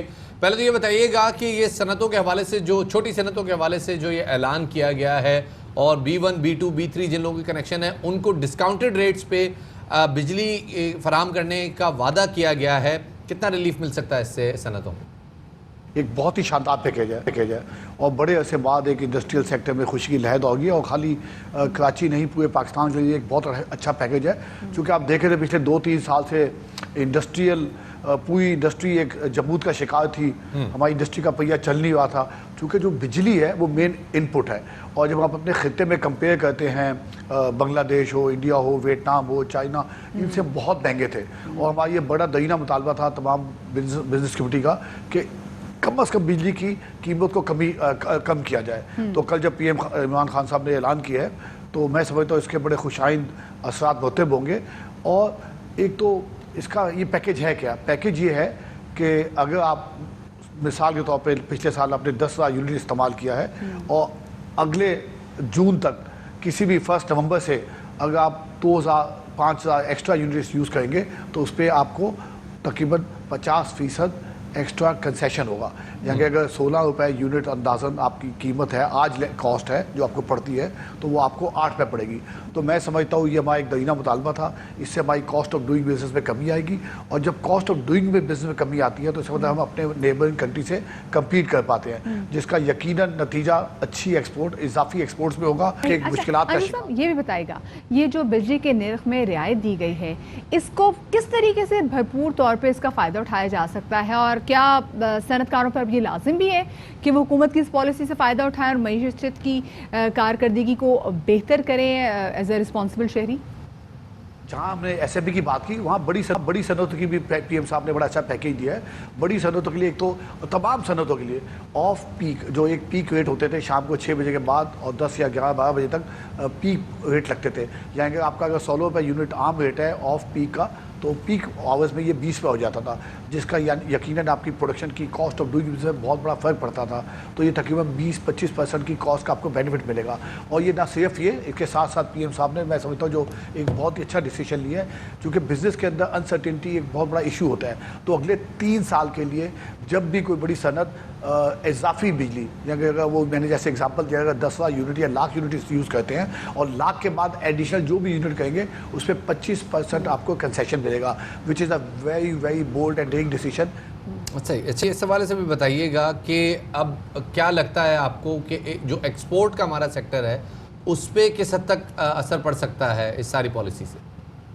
हम इस पर ऑनेस्टली गवर्नमेंट को अप्रिशिएट करेंगे इस डिसीजन को। It's a very bold decision और इसका असर आप आने वाले महीनों में इंशाल्लाह एक्सपोर्ट्स के ऊपर देखेंगे। ऑलरेडी एक्सपोर्ट्स हमारी, आपने अक्टूबर में देखा कि इसके अंदर एक्सपोर्ट्स के अंदर massive as compared to last few months अच्छी ग्रोथ आई है और जुलाई के बाद हमने $2 बिलियन फर्स्ट टाइम क्रॉस किया है। तो ये तमाम सिग्नल्स अशारी अच्छे आ रहे हैं। ऑलरेडी आपकी फर्टिलाइज़र, सीमेंट, स्टील, आपकी ऑटोमोबाइल सेक्टर बहुत अच्छा परफॉर्म कर रही है। और बिजली में जो ये पैकेज अनाउंस किया है, इसकी कमी की वजह से इन तमाम बड़ी सनतों की और छोटी और दरमियानी सनतों की कॉस्ट में जब कमी आएगी नुमाया, उसका ये पास ऑन कर, इनको मैं रिक्वेस्ट है तमाम सेक्टर, प्राइवेट सेक्टर से, उसका ये बेनिफिट प्राइवेट कंज्यूमर्स को पास ऑन करें। जैसे जब बिजली बढ़ती है ये अपने दाम बढ़ाते हैं, अगर बिजली कम हुई है तो इसका अगर बेनिफिट कंज्यूमर्स को दोगे तो मैं समझता हूँ इसका एक हमारी इन्फ्लेशन पे, महंगाई पे और ये हमारी लागत में नुमाया कमी आएगी। चलें, बहुत शुक्रिया। सार साहब हमारे साथ मौजूद थे और अल्लाह करे कि जितना अच्छा कदम उठाया गया है उसके समरात जो हैं वो आम आवाम तक भी पहुंचे ताकि उनको रिलीफ मिले। बट ऑफ कोर्स जो हमारी सनतें चलेंगी, सनतों का पहिया चलेगा तो हमारी मैशत भी चलेगी। इसके लिए बहुत ज़रूरी है कि सनतों के पास उस तादाद में ऑर्डर्स भी मौजूद हों जिस तादाद में वो उनको फैक्ट्री चलाने के लिए, ज़ाहिर है अगर 24 घंटे फैक्ट्री चलाने में उनको 10,000 पीस किसी चीज़ के प्रोड्यूस करना है तो 10,000 पीस के आगे मार्केट भी होनी चाहिए, वरना वो इजाफी पीसेस का करेंगे क्या। ये एक बड़ा क्रूशल टाइम है। तो अब जो सप्लाई चेन एंड है उस पर भी ज़रा काम करने की ज़रूरत है। आगे बढ़ते हैं जनाब, और अब आपको लेके चले जाते हैं हम पहाड़ों के देश गिलगित बल्तिस्तान। बिल्कुल जी, और आपको पता है कि गिलगित बल्तिस्तान आजकल खबरों में बहुत ज़्यादा गर्म है क्योंकि 15 नवंबर को होने जा रहे हैं गिलगित बल्तिस्तान में इंतखाबात। और वहाँ के सर्द मौसम के बावजूद हम देख रहे हैं कि वहाँ पे जो सियासी पारा है वो बड़ा बढ़ता चला जा रहा है। गुज़िश्ता रोज़ इलेक्शन कमिश्नर जीपी यानी कि गिलगित बल्तिस्तान राजा शहबाज खान ने भी न्यूज़ कॉन्फ्रेंस की और उन्होंने कहा कि इंतखाबात में धांधली के जो इल्ज़ामात हमने देखा है कि अभी इंतखाबात हुए नहीं है, लेकिन जो कल हम रिलेट कर रहे थे ना अमेरिकन इलेक्शन से कि पहले से ट्रंप ने कहना शुरू कर दिया था कि जी धांधली होगी, तो उन्होंने कहा जी ऐसी कोई बात नहीं है और ये इल्ज़ामात बेबुनियाद है। तो जनाब, धांधली के इल्ज़ाम लगाने वाली जमातें मुझसे मिल सकती हैं, ये कहना था कमिश्नर्स का। उन्होंने कहा जी तमाम हलकों में आरओज़ मौजूद है, कोई धांधली नजर नहीं आ रही। हमारे साथ इस हवाले से बात करने के लिए कमर जमान साहब मौजूद हैं, उनको शामिल गुफ्तगू करते हैं। कायरा साहब, बहुत शुक्रिया वक्त देने के लिए। कायरा साहब, बिलावल साहब तो बड़े पुरजोर अंदाज में, बड़े अच्छे अंदाज में पूरी कैंपेनिंग कर रहे हैं। ख़वातीन के जलसे से भी उन्होंने खिताब किया, उनकी कैंपेनिंग कम से कम पिछले 3 हफ्ते से तो बड़े अच्छे अंदाज में जारी है जीबी में। फिर ये धांधली के इल्ज़ामात और ये धांधली का मामला कैसे आ गया साहब? किसने कहा धांधली का इल्जाम लगाया? जो जैसे भी कमिश्नर जीबी का बयान भी हमने चला है। चीफ इलेक्शन कमिश्नर साहब को इस तरह की गुफ्तगू करने से पहले पूरे तनाजुर को समझना चाहिए था, बातें हुई क्या है। उनको गलत फीड किया गया है, गलत परसीव करने के बाद उन्होंने ये गुफ्तगू की है और उनका इसी गुफ्तगू से एतराज करना चाहिए। हम चीफ इलेक्शन कमिश्नर की इस प्रेस कॉन्फ्रेंस को कंडेम करते हैं। मैं कंडेम का लफ्ज इस्तेमाल कर रहा हूँ क्योंकि उनसे तवक्को हमें यह है कि वो न्यूट्रल रहेंगे। सवाल क्या है? बिलावल साहब ने कहा कि हमें कोई बज़ाहिर जो एट पोल रिगिंग है जो इलेक्शन कमीशन के जिम्मे है उसमें हमें कोई धांधली नजर नहीं आ रही, अभी तक ऐसा नहीं है। लेकिन कुछ धांधली के काम वो हैं जो किए गए हैं। मसलन उन्होंने कहा कि मुस्लिम लीग के लोग तोड़ के पीटीआई में शामिल किए गए, आजाद लोगों को खड़ा किया गया और उनको एक शान दिया गया काफी लोगों को। ये वो पैटर्न है जो पाकिस्तान में भी इस्तेमाल हुए, हमारे इलेक्शन में भी हुए, इलेक्शन लोकल गवर्नमेंट में भी हुए। तो ये गवर्नमेंट का काम है या कुछ और हाथों का काम है? हम इलेक्शन कमीशन को कंडेम तो नहीं करिए, इलेक्शन कमीशन का काम तो नहीं है लोगों को ज्वाइन कराना। तो how election commissioner is saying this कि जी हमने कहा है और फिर उन्होंने हमें नोटिस दे दिए। मुझे बड़ा अफसोस है, हमें तवक्को थी और हमें इम्कान था के वो एक न्यूट्रल अंपायर के तौर पे रहेंगे। उन्होंने तो कमाल कर दिया। यानी एक जमात का सरबराह अगर अपनी जमात के लिए कैंपेन नहीं करेगा, जिसके पास कोई एग्जेक्टिव अथॉरिटी नहीं है, वो किसी को कोई राइट नहीं दे सकता, वो सड़क, वो कोई बिजली घर, वो कोई इख्तियार, वो कोई राइट नहीं दे सकता, अगर उसको भी अपनी कैंपेन करने का इख्तियार नहीं है तो फिर किसको है? वजीर आजम को उन्होंने रोका, उनके पास अथॉरिटी थी, उन्होंने खड़े होकर कहा, कल चीफ मिनिस्टर साहब ने कहा, उन्होंने नहीं कहा। हैरानगी की बात है, कैसे लोग हैं ये? यानी प्राइम मिनिस्टर एक पब्लिक में खड़े होकर मीडिया के ऊपर कह रहा है और चीफ मिनिस्टर साहब यहाँ कह रहे हैं कि नहीं उन्होंने नहीं कहा, और उसके बाद उनके वजीर साहब घूम रहे हैं, मैं पैसे दूंगा, मैं सड़कें दूंगा, मैं फलान करूंगा। अब नोटिस जारी किया गया है, फिर आप उस नोटिस का जवाब क्या देंगे? आपकी पार्टी का क्या लाएमल इस हवाले से? वो देखिए जी, नोटिस का जवाब देते रहेंगे हम। पहली बात तो यह है कि मैं कह रहा हूँ, मुझे बहुत तकलीफ है इस बात की कि how chief election commissioner is saying this. हाँ, कुछ ऐसे वाकयात हुए जो हमने आरओ के नोटिस में लाए और आरओ साहबान ने उस पर नोटिस लिए हैं, कुछ अभी पेंडिंग है, हमें उन पर एतराज नहीं है।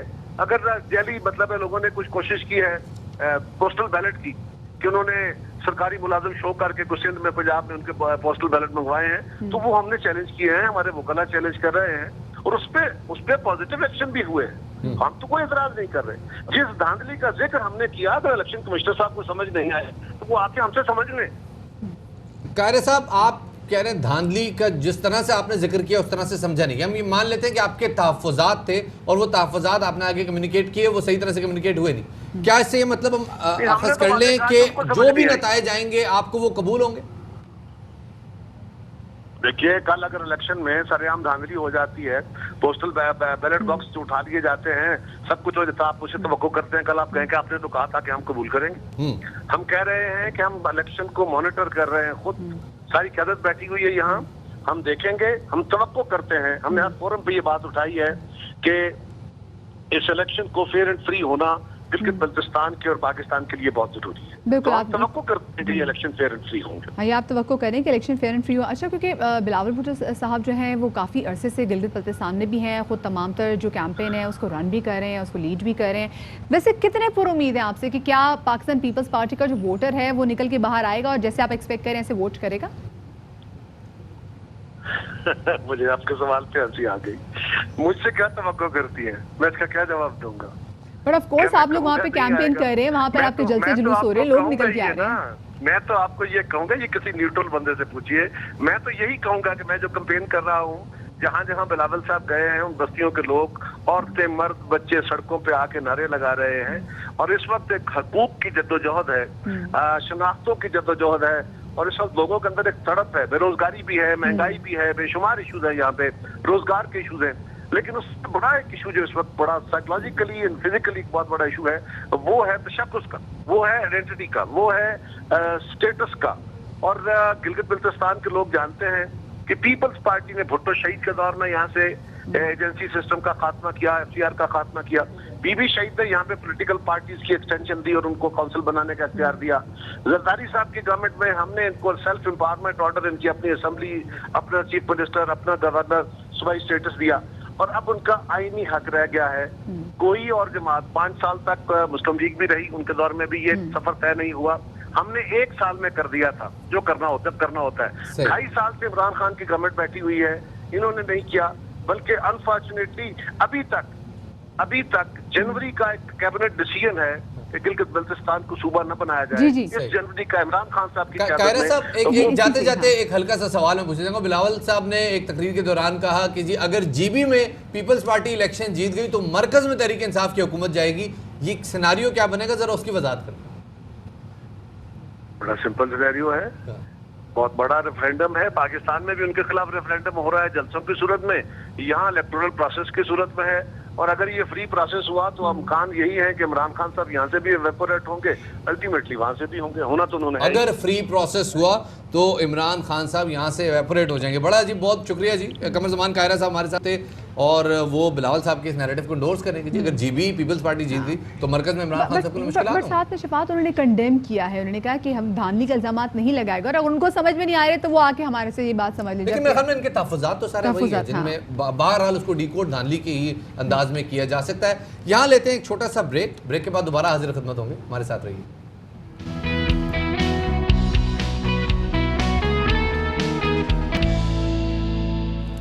ब्रेक के बाद खुशामदीद कहते हैं आपको बाखबर सवेरा में। और एक बड़ा अहम इशू है जनाब, और वो ये है कि मिसाल के तौर पर तसव्वुर करें कि अगर किसी इम्तिहानी मरकज़ में असल उम्मीदवार की जगह कोई दूसरा उम्मीदवार उसकी जगह पर्चा कर दे तो कैसा होगा?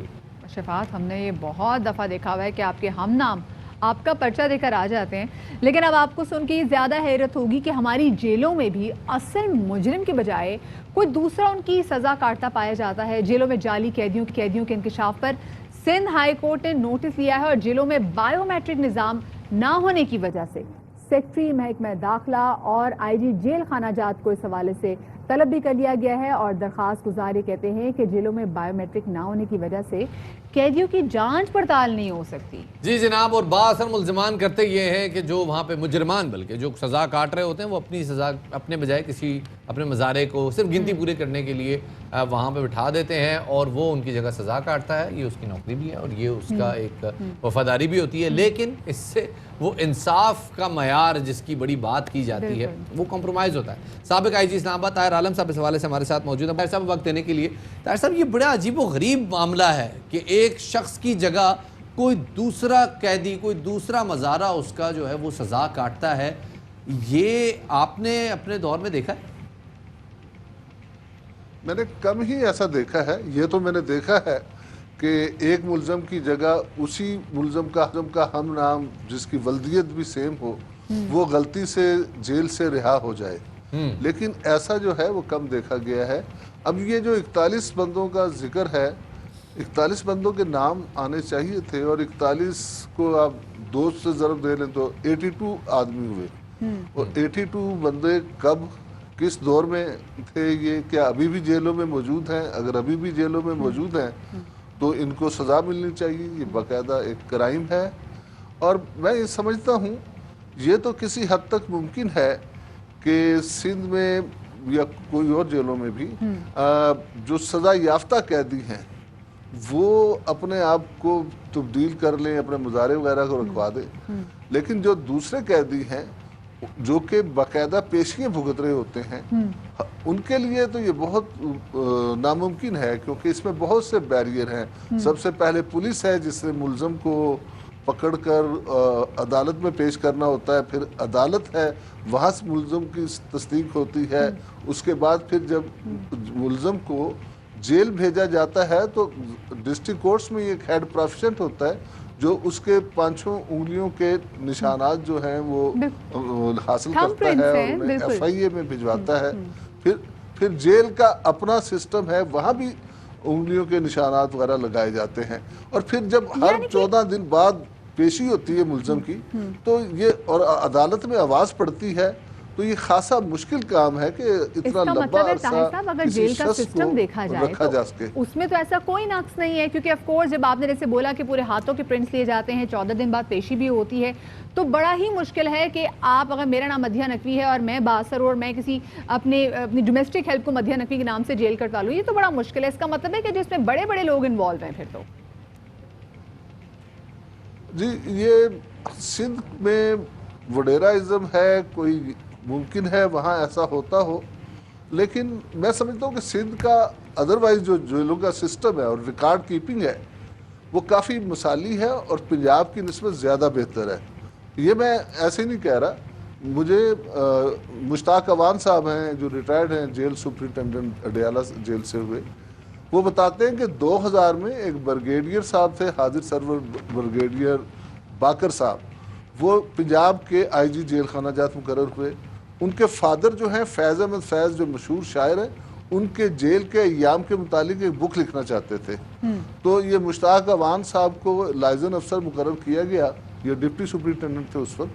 तो फैज़ अहमद फैज़ साहब एक पंजाब में रहे थे साहिवाल जेल में और उसके बाद वो रहे थे हैदराबाद जेल में सिंध में। तो जब उन्होंने हैदराबाद जेल में फैज़ अहमद फैज़ जो कि 20-25 साल पहले उस रहे थे जेल में, वहाँ से उनका रिकॉर्ड लिया तो एक एक चीज़ मौजूद थी कि उन्होंने कौन सी सिगरेट किस दिन मंगवाई, उन्होंने साबुन कौन सा मंगवाया और उनका मुशक्ति का क्या नाम था। ये चले हाई लेवल कैदियों के हवाले से ये बात की जा सकती है, उनकी बड़ी अच्छी रिकॉर्ड कीपिंग होती है, लेकिन यहाँ पे अब जरूरत महसूस हो रही है, अदालत ने रिमार्क्स भी दिए हैं कि बायोमेट्रिक निज़ाम मौजूद नहीं है, बायोमेट्रिक अटेंडेंस किसी कैदी की रोजाना की बुनियाद पे नहीं होती। आपके ख्याल से ये पॉसिबल है और कितनी ज़रूरत है इसकी? इसकी इंतहाई शदीद ज़रूरत है और मुझे इसमें दो किस्म के इशू आते हैं। एक तो ये है कि बहुत से कैदी जो हैं उनके शनाख्ती कार्ड ही नहीं बने होते, क्योंकि कैदियों की बहुत एक ऐसी तादाद भी है जो कि आवारागर्द किस्म के हैं जो अपने शनाख्ती कार्ड नहीं बनाते। तो एक तो नादरा का पूरा सिस्टम होना चाहिए या उनकी मोबाइल लैब होनी चाहिए जो वहाँ हर हफ्ते में 1 दिन या 2 दिन जाएं और उनके शनाख्ती कार्ड बनाएं, और फिर नादरा हर डिस्ट्रिक्ट जेल में और इवन थानों में भी एक बायोमेट्रिक सिस्टम नादरा को प्रोवाइड करना चाहिए। और नादरा ने काफ़ी पैसे कमा लिए, मुझे चाहिए कि जेल खाना जात और थानों में ये फ्री ऑफ कास्ट सिस्टम दें, अदालतों में भी ऐसा सिस्टम हो ताकि ये जो 2 नंबरी है ये ना हो सके और इस तरह के बासर लोग जो है अपनी जगह किसी दूसरे शख्स को ना भेज सकें। सही सही, बहुत बहुत शुक्रिया जी। ताहिर आलम साहब साबिक़ IGP इस्लामाबाद हमारे साथ मौजूद बता रहे थे कि बड़ा ज़रूरी है कि ये बायोमेट्रिक निज़ाम, साथ ही उसके साथ नादरा का निज़ाम भी मुंसलिक किया जाए ताकि जेलों के अंदर ये जो जाली कैदी हैं इनका सद्देबाब हो सके। बिल्कुल शफात, अब ज़रा आगे बढ़ते हैं। और शफात आज डेट क्या बताएं? आज अल्लाह भला करे आपका जो कि है 5, बिल्कुल 5 नवंबर को पाकिस्तान की एक नहायत ही खूबसूरत तरीन ग्रेसफुल फनकारा हैं, मॉडल भी रह चुकी हैं और अपनी मनमोहनी सूरत और बेसाख्ता अदाकारी की वजह से बहुत जल्द इन्होंने फ़न की बुलंदियों को छुआ। हम बेसिकली बात कर रहे हैं ज़ेबा बख्तियार साहिबा की, जिन्होंने ना सिर्फ पाकिस्तान में बल्कि हमसाया मुल्क में भी बहुत इज़्ज़त कमाई। अपनी भोली सूरत, अपनी खूबसूरत एक्टिंग और अपनी प्यारी आंखों की वजह से हमेशा से बहुत मकबूल रही है। एक रिपोर्ट तैयार की है जी ज़ेबा जी, आप जुग जुग जिएं, सलामत रहें। आपके हवाले से एक रिपोर्ट तैयार की है, नाजरीन आपके साथ भी शेयर करते हैं। कामयाब करें। अब छोटी सी ब्रेक की तरफ शफात हम लें जी, एक छोटा सा ब्रेक लेते हैं, दोबारा हाजिर होंगे, हमारे साथ रहिए।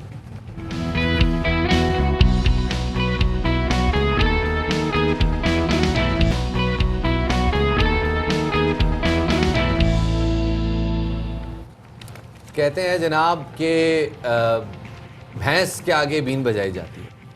भैंस का जिक्र हमने किया, अब बात करते हैं शेर की। लेकिन 2 चीज़ों का कोई ताल्लुक नहीं आपस में, लेकिन मैं यहाँ बात कर रहा हूँ कि शेर भैंस से भी कम कीमत में मिल रहा है। शफात बेसिकली मैं देख रही हूँ जो कल अमेरिकन इलेक्शन ने जो पलटी मारी है ना, और तमाम तर अपने गुज़िश्ता डेमोग्राफिक्स को चेंज करते हुए जो नई जो सूरत हाल तमाम तर सामने आगे रखने, तो हो सकता है मेरे ख्याल से शफात आपका नहीं, मैं भी शायद थोड़ा बहुत दिमागी तौर पे पेंसिल्वेनिया में कल रात तक 7 लाख की लीड से जीत रहा था ट्रंप और अभी वो 1,80,000 की रह गई है, तो टेंशन हो गई है बहुत शदीद। खैर उस वाले से बात नहीं करते, हम बात कर रहे थे भैंसों की नहीं बल्कि शेर की। शेर जो है वो भैंस से भी कम कीमत में मिल रहा है। कहाँ जी? लाहौर में।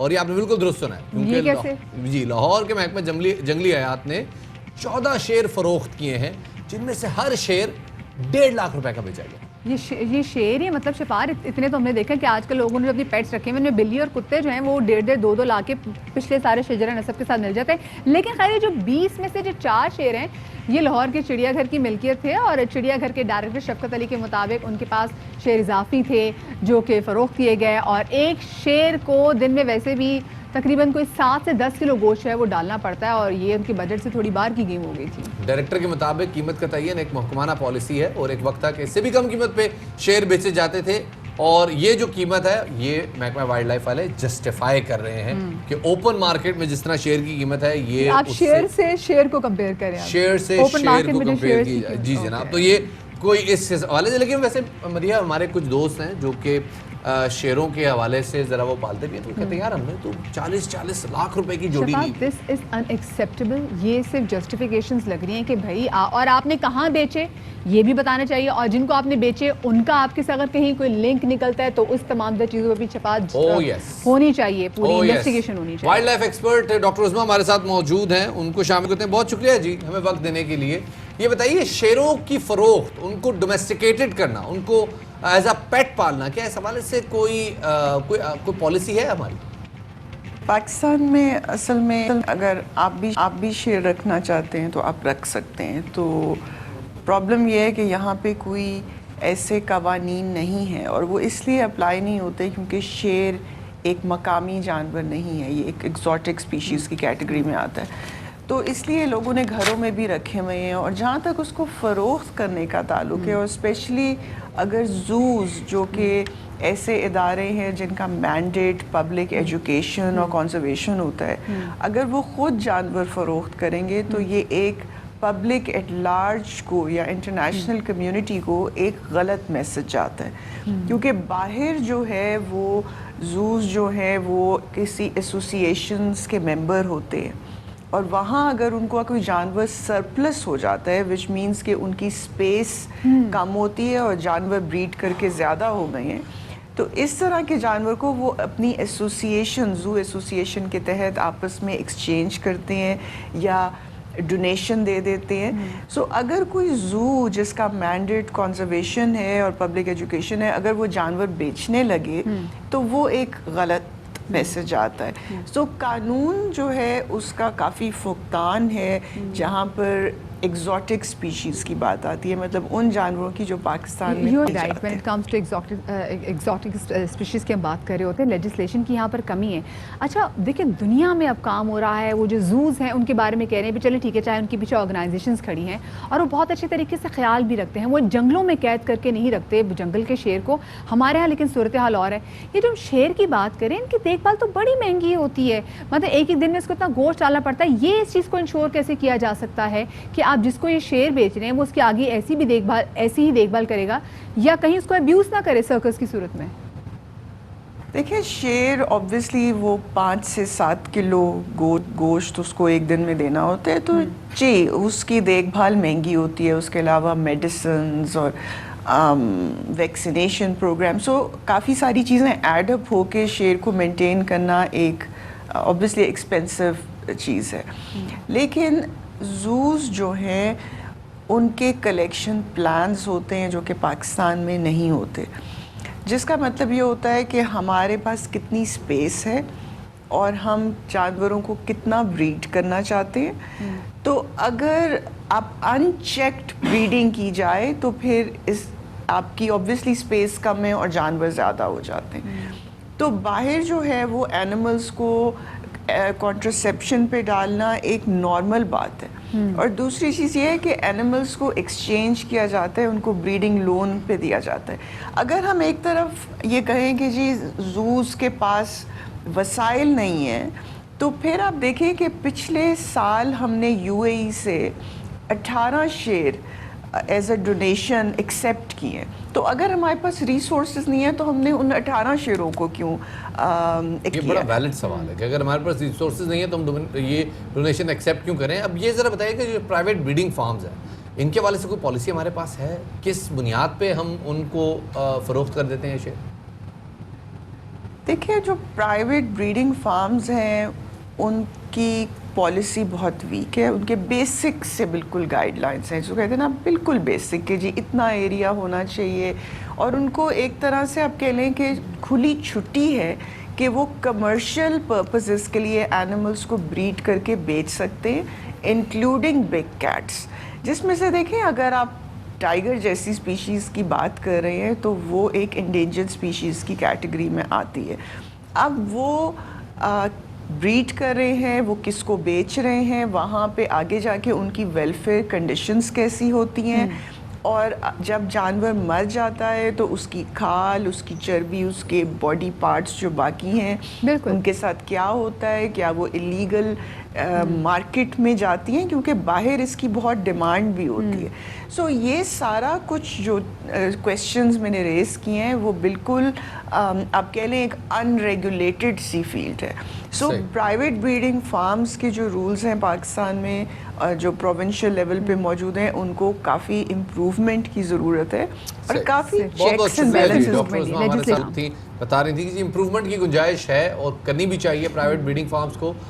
शेर की नस्ल बहरहाल मादूम होती जा रही है, लेकिन इस तरह से शेरों को प्राइवेट लोगों को देना भी ये भी ठीक नहीं है। और इसके हवाले से लाइसेंसिंग का होना भी, not every person can afford share वो लाइन्स, लेकिन आपको उसके लाइसेंस भी होना चाहिए। खैर जी, जाते जाते हम आपकी मुलाकात करवाने जा रहे हैं एक कमाली किस्म की आर्टिस्ट से। ताल्लुक तो उनका पसनी से है, एक छोटे से इलाके से उनका ताल्लुक है, लेकिन जो उनकी मुसव्वरी है, जो इनका आर्ट है शफात, वो बड़ा फैलता चला जा रहा है। जी जनाब, पेंसिल से तस्वीर नहीं बनाते, पेंसिल पे तस्वीर बनाते हैं, पेंसिल के सिक्के पे, और ये फनपारे तख्लीक करते हैं। और ये क्या काम है, इस हवाले से हमने रिपोर्ट तैयार की, आपके साथ शेयर करते हैं। पेंसिल की नोक से माइक्रो आर्ट बनाने में मसरूफ ये नौजवान साजिद मूसा बलोच है। मकरान का पसमानदा और छोटे से साहिली शहर पसनी के रहायशी ये नौजवान आर्टिस्ट पेंसिल के बारीक नोक पर माइक्रो आर्ट की वो तस्वीरें बनाता है जिसे देखकर लोग हैरत से दंग रह जाते हैं। इसे कहते हैं माइक्रो आर्ट, यानी कि ये एकदम छोटे हैं, ये पेंसिल के नोक पर बनी हुई चीज़ें हैं। लकड़ी का जो मैंने बनाया है ये मेरा पहला काम है, 2003 में मैंने इसे बनाया था।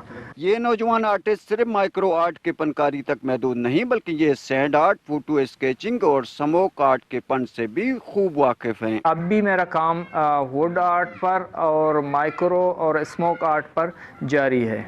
साजिद मूसा अपने वालिद की तरह खुद भी एक स्कूल में बतौर उस्ताद पढ़ाते हैं और स्टूडेंट्स में अपना ये खुदादाद फन मुंतकिल कर रहे हैं। हमारा एक अच्छा टीचर है और सीनियर टीचर है। साजिद साहब अपने फनपारों को हर वक्त तुलबा में मुंतकिल करता रहता है।